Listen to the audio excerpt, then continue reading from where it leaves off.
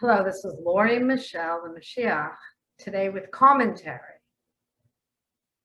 Hashem's view of this corrupt world. That's the title. He gave it to me this morning. I'm having a tough time delivering this message to you because it's tough medicine that he wants you to hear today. And he gave me a list of 7 items he wants me to share with you and explain what they mean.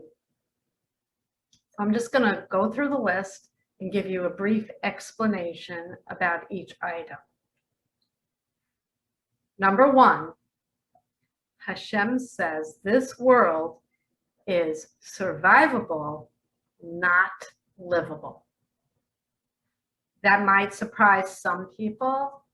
Other people might say, you're not telling me anything I don't know. I hate when people talk like that. It's so narcissistic. But you need to know what he knows about this world. And he says, through the grace of him, capital H-I-M, you have clean drinking water. He says the oceans and the water on the planet are so putrid and so polluted that he intervenes all the time on your behalf. Technology, all the ways that we get clean drinking water into our homes and into our body comes from Hashem. And you might say, well, everything comes from Hashem. And that's true. But he gives us free will. And humanity has taken that free will and destroyed the planet. And we are here on borrowed time. We're here on borrowed time anyway, because people are born and they die, and they have made it acceptable to live in the middle of a mess. As long as your little garden is clean and your house is clean and you have your clean little car to drive to work, to and from work, and you have enough food, you're okay. But he says, capital H-E, we're not okay. And that this world right now is only survivable, not livable. This is not the way life is meant to be. Number 2, he says this world is virtually loveless. And that might insult you if you're someone who loves someone. And most people love someone. And if you don't love a person, you probably love your pet. I hope you love something.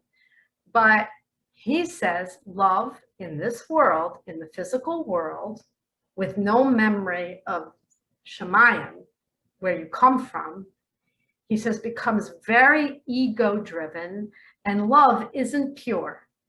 It's all about what you get from your love relationship. It's conditional, completely conditional. Hashem's love is completely unconditional. But when you're placed in a body, you get an ego, and then everything becomes about pleasing yourself. What about my needs? What about my needs? So love is not pure in this physical world. Sometimes it's pure.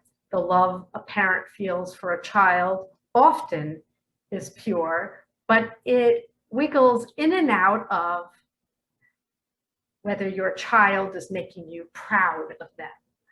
It's about you again. So with the ego involved in the physical world, love becomes impure. And it's a challenge to feel loved in this physical world. Number 3, this is all from Hashem, so don't blame the messenger. If you don't like these things that I'm reading to you and explaining to you, they come from God himself.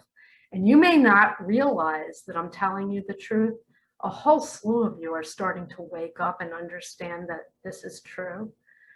Listen anyway, and just think about it and see if it resonates and if you can do better on any of these items.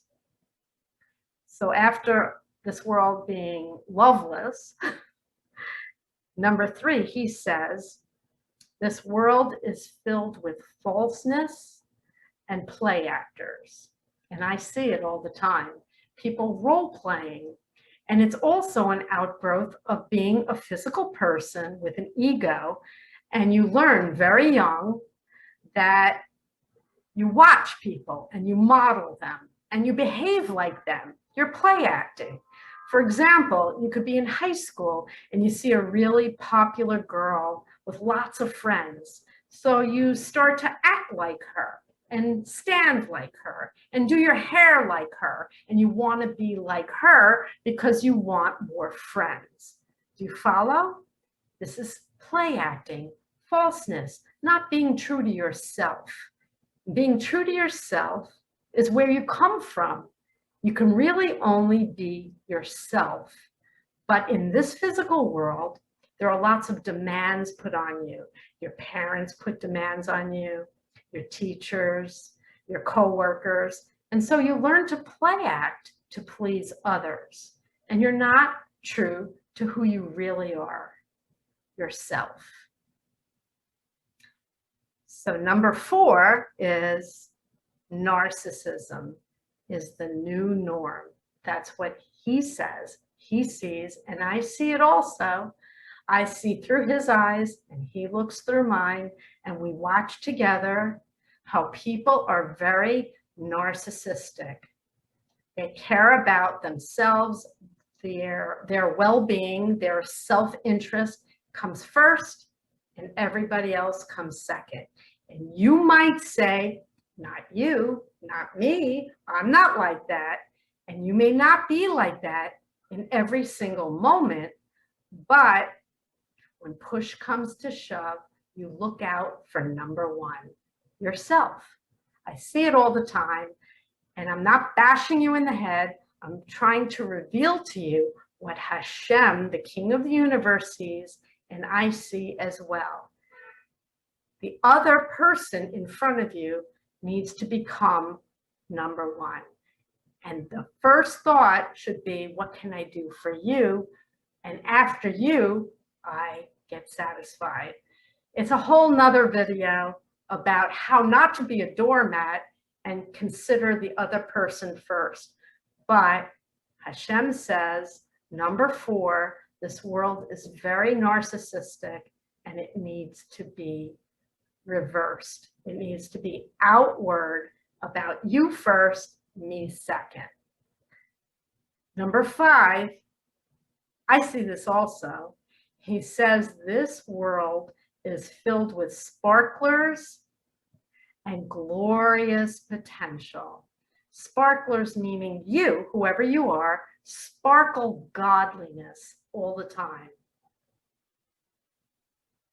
He's talking to me right now. He says, most of you. Some people don't sparkle at all. We're not talking to you and you're not listening anyway. Go away if you're not a sparkler.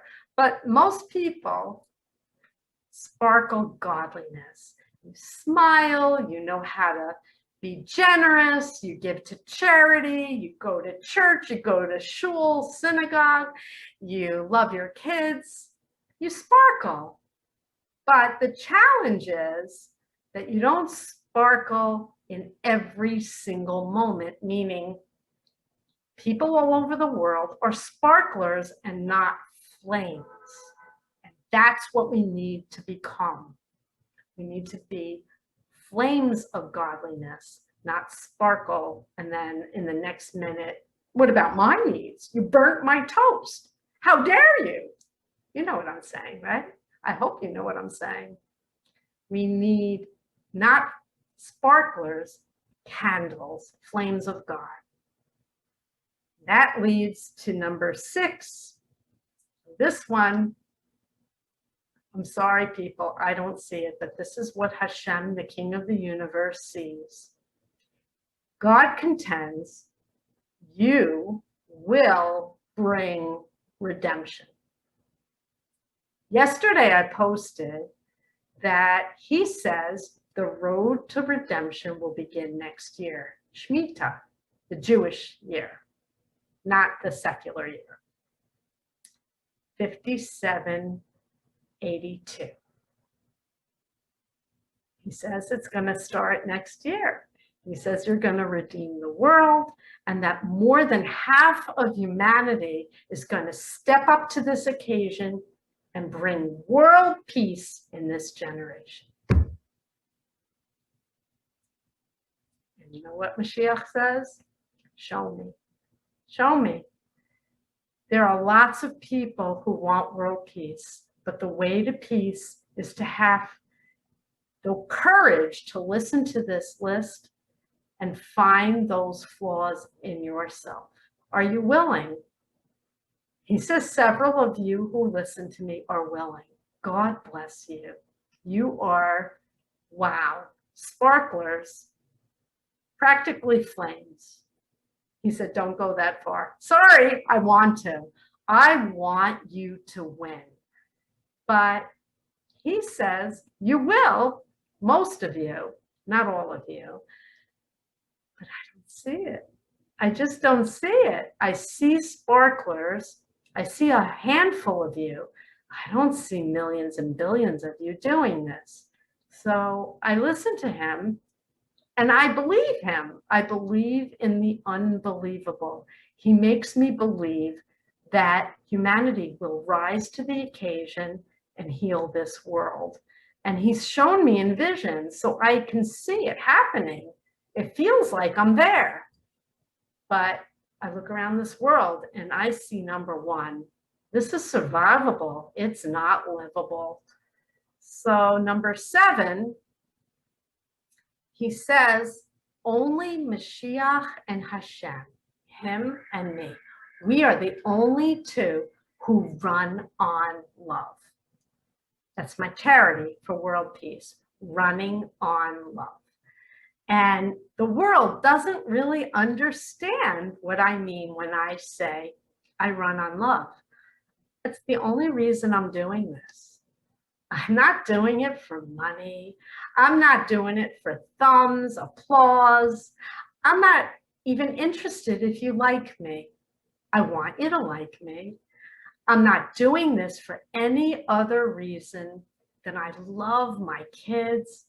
There's a few of you out there that I talk to on occasion. I love you. I pray for you. I want more love, not less. I do everything for love first.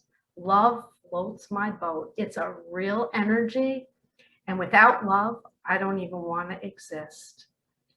He is the same way. He can create anything for himself. He doesn't need anyone. He said, oh, yes, I do. Well, if you read my book, you'll find out, hopefully, who he says he needs. And I'm not going to share that right now.